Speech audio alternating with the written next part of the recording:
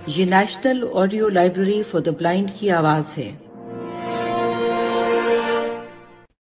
کتاب کا نام 9 لکھی کوٹھی، مصنف علی اکبر ناطق، اور آپ کے لیے پڑھیں گی فرحہ علی۔ باب نمبر 30۔ ولیم کے کمرے میں تمام تحصیل کابینہ جمع تھی۔ پولیس افسر لوئس، ایجوکیشن افیسر تلسی داس، محکمہ مال کے آفیسر، محکمہ نہر کے آفیسر اور دوسرے 8-10 آفیسر مزید کرسیوں پر لکڑی کی لمبی میز کے دو طرفہ اپنی اپنی فائلوں کو سامنے رکھے مکمل تیاری کے ساتھ بیٹھے ہوئے تھے۔ یوں تو یہ سب دیسی اور انگریزی افسر اپنے کام کو احسن طریقے سے سمجھتے تھے اور اسے پورا کرنے کا تجربہ بھی کسی بڑے افسر سے کہیں زیادہ تھا کہ اگر ان کو آزادی سے کام انجام دینے کی اجازت مل جائے تو منٹوں میں نپٹا دیں، لیکن بیوروکریسی اس بات کو نہیں مانتی۔ عموماً تحصیل جلال آباد میں ایسے افسر آتے رہے جو خود تو خیر کام کو سمجھتے نہیں تھے، اگر ماتحت کام کرنے کی صلاحیت رکھتا بھی تھا تو اسے ایسی پیچیدہ اور نافہم قسم کی ہدایات میں الجھا دیتے کہ ایک آسان سا کام بھی اقلیدسی قاعدوں اور کلیوں کا اچھا خاصا تماشا بن جاتا، یا پھر وہ کام فائلوں ہی میں دب کر مر جاتا، ورنہ نہایت بیکار حالت میں انجام پاتا اور بالآخر اس کمشنر کا تبادلہ کہیں اور ہو جاتا۔ اس طرح تحصیل کی ترقی ہو تو رہی تھی، لیکن کچھوے کی چال سے۔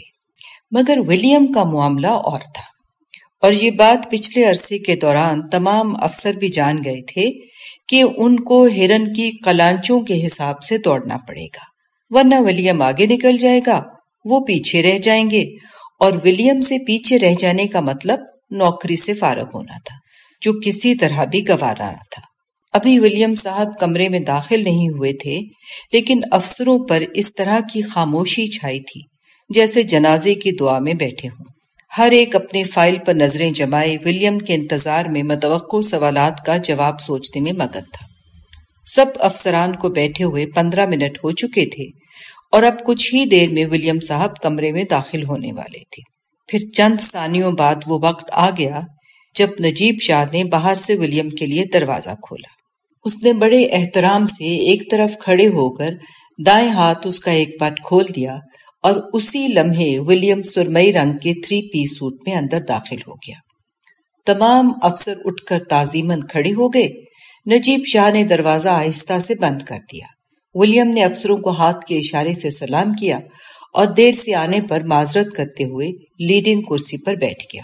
یوں تو ولیم نے مسکراتے ہوئے اپنی دیر آیت پر معذرت کی تھی، لیکن سب جانتے تھے کہ یہ ان VIP تکلفات میں سے ایک تکلف ہے جو ہر افسر کا اپنے جونیئر سے فرق واضح کرتا ہے، جس کا وہ خود بھی عملی طور پر اکثر مظاہرہ کرتے ہیں۔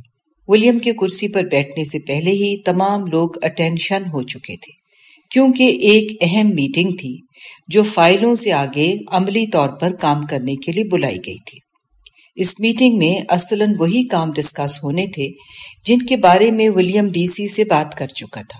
اس نے لیڈنگ چیئر پر بیٹھ کر ایک دفعہ تمام افسروں پر ایک تائرانہ نظر ڈالی، پھر سب سے پہلے DSP لوئس سے مخاطب ہوا۔ لوئس صاحب، پہلے آپ بتائیے کیا بنا سردار سودھا سنگھ اور عبد القجر کے حوالے سے؟ سوال کے دوران ولیم کا لہجہ اتنا سپاٹ اور دو ٹوک تھا جس سے محسوس ہو رہا تھا کہ آج صاحب بہادر کا معذرت قبول کرنے کا کوئی ارادہ نہیں، اور یہ لوئس صاحب کی خوش بختی تھی کہ اس نے پچھلے 3 دن میں اس معاملے میں کافی کچھ کام کر لیا تھا جس پر ولیم داد کے سوا کچھ کرنے پر قادر نہیں ہو سکتا تھا۔ لوئس نے فائل سے سر اوپر اٹھا کر ایک بار ولیم کو دیکھا اور بولا، سر، میں نے سردار سودھا سنگھ اور عبد القجر کے لیے باقاعدہ پولیس کارروائی کو عملی جامہ پہنا کر کچھ لوگوں کو گرفتار کر لیا ہے۔ جو گرفتار نہیں ہو سکے ان کا مال بحق سرکار ضبط کر لیا گیا ہے۔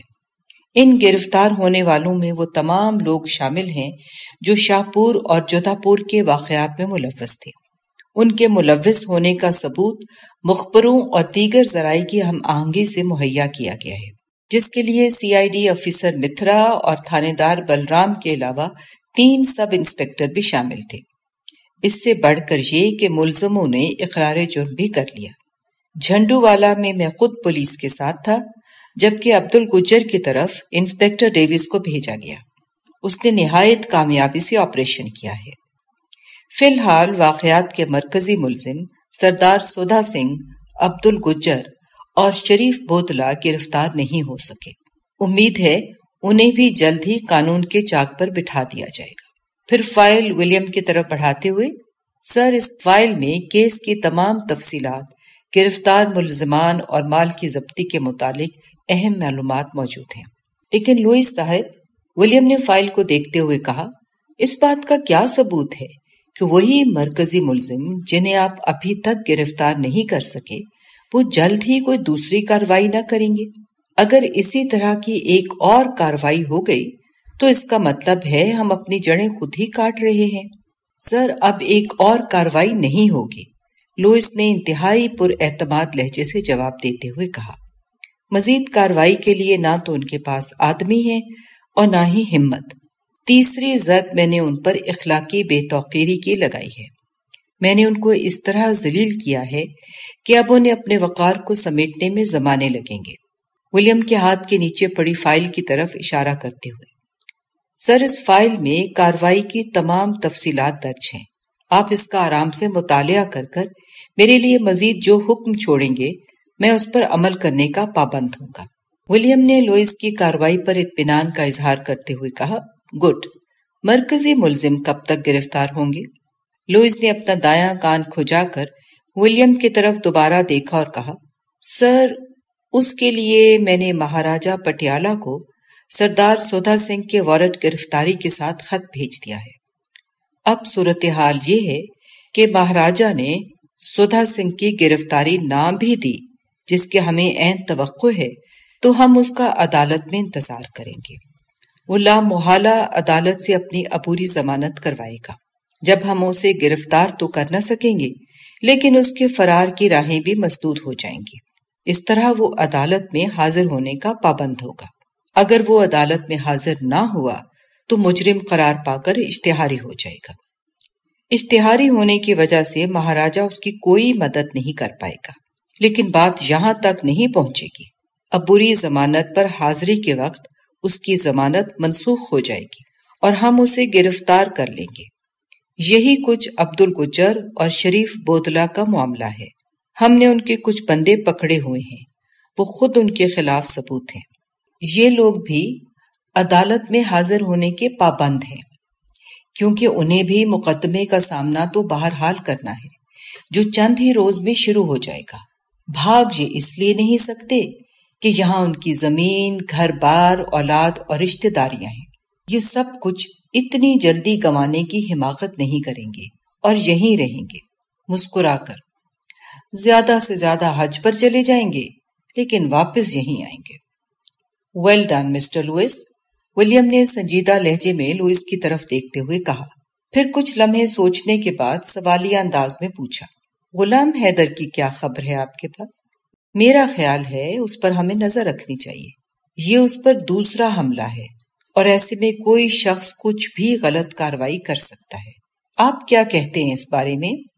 سر، آپ کی بات کو نظر انداز نہیں کرنا چاہیے، لوئس تائید میں بولا۔ احتیاط کا تقاضا تو یہی ہے، اسے بھی عینت میں رکھا جائے۔ آپ جو بھی اس کے بارے میں فرمائیں گے اس پر بھی غور ہو سکتا ہے۔ لوئس، ولیم نے فائل کو بند کرتے ہوئے دو ٹوک کہا، غلام حیدر کے پاس سنا ہے ایک رائفل ہے، آپ اس سے وہ رائفل فوراً 3 ماہ کے لیے قبضے میں لے لیں اور اسے پیغام بھیج دیں۔ وہ اپنے آدمیوں کا اسلحہ بھی کچھ دنوں کے لیے گورنمنٹ کو جمع کروا دے۔ جی بہت بہتر، لوئس پوری فرمان برداری سے بولا۔ یہ ہو جائے گا سر۔ کوئی اور بات؟ ولیم نے لوئس سے بات قریباً ختم کرتے ہوئے پوچھا۔ نو سر، لوئس نے جواب دیا۔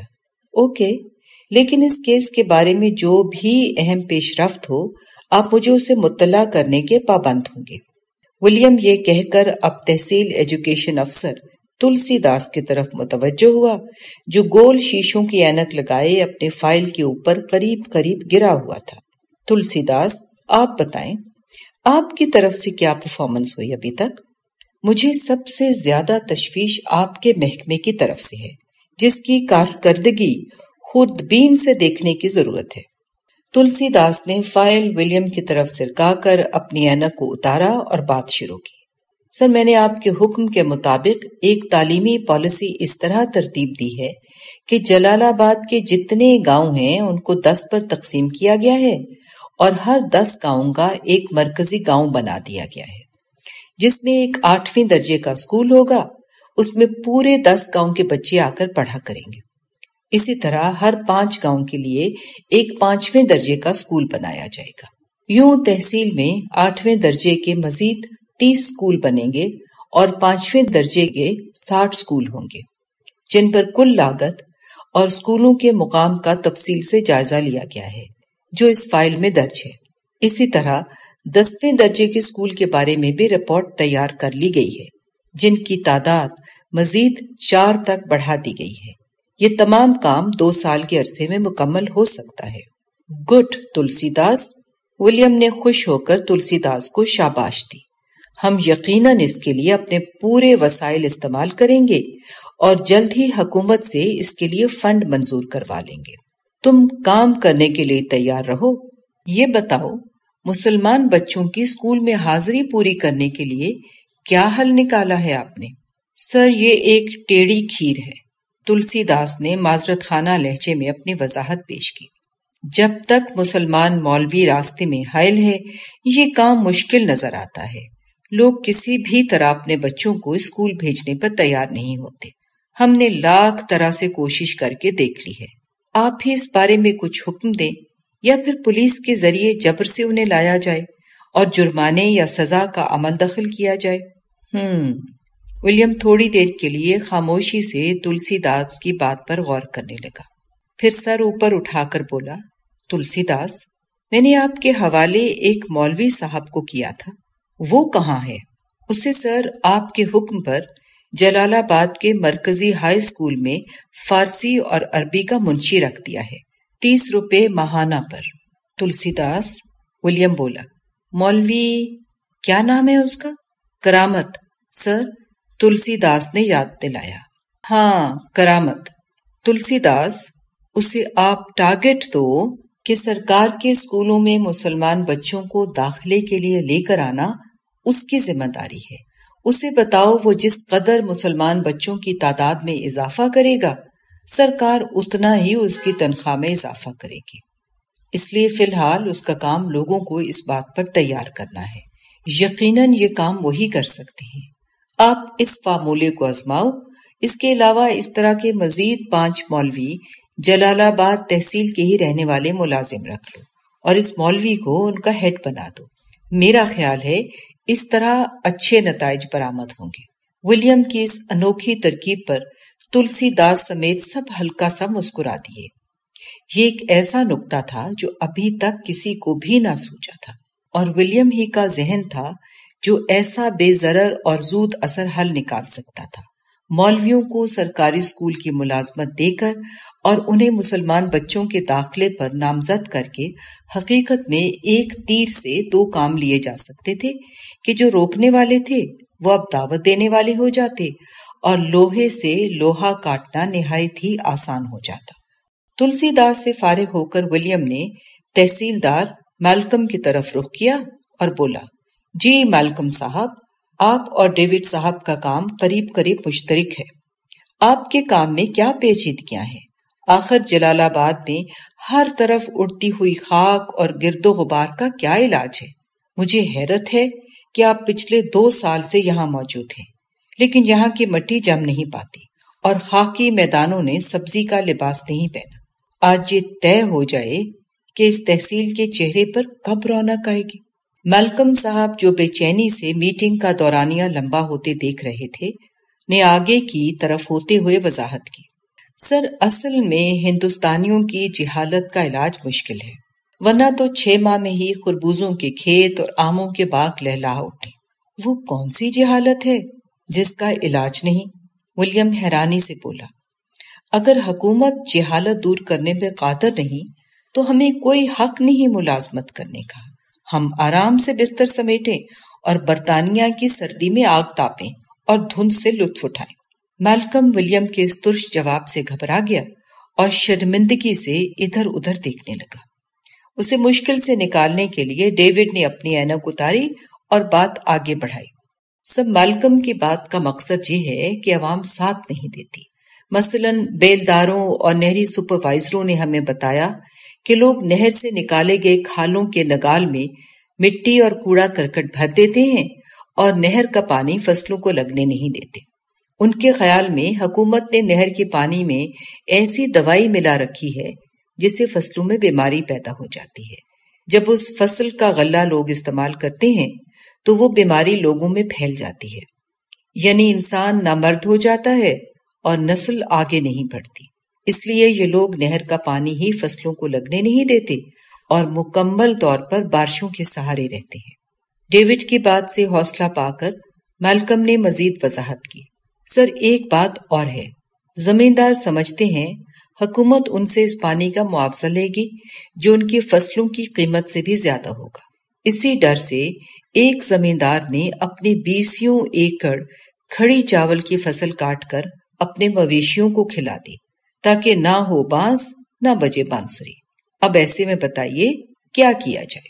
ولیم ان کی باتوں پر حیرانگی کے ساتھ ہنس دیا، پھر تحمل سے بولا، میلکم صاحب، آپ مجھے بتائیے، اگر یہ قوم اتنی جاہل اور سادہ نہ ہوتی تو کیا ہم 15-20 ہزار لوگ ان کروڑوں گدھوں پر حکومت کر سکتے تھے؟ ان کی یہی جہالت تو آپ کے لیے نعمت ثابت ہوئی، لیکن اب ہم ہی نے ان کو تعلیم دینی ہے، انہیں سکھانا ہے۔ ان کی معاشی اور ذہنی ترقی کی ذمہ داری ہم پر ہے۔ میں نے نہری منصوبے کی فائل لاہور تک پہنچا دی ہے، جلد واپس آ جائے گی۔ 6 مہینے تک میں یہاں ایک مزید نہر دیکھنا چاہتا ہوں۔ اس سے پہلے آپ پر ایک بھاری ذمہ داری یہ ہے کہ جن کا پانی منظور ہو چکا ہے ان کی فصلوں تک پانی لے جانے کے ذمہ دار آپ دونوں ہیں۔ نہری پانی کے علاقوں کا دورہ کرو اور تمام زمینداروں کی حلقہ وار میٹنگ بلاؤ۔ انہیں بتاؤ کسی نے آئندہ اگر اپنا الاٹ شدہ پانی ضائع کیا تو اس کو بھاری جرمانہ کیا جائے گا اور سزا بھی دی جائے گی۔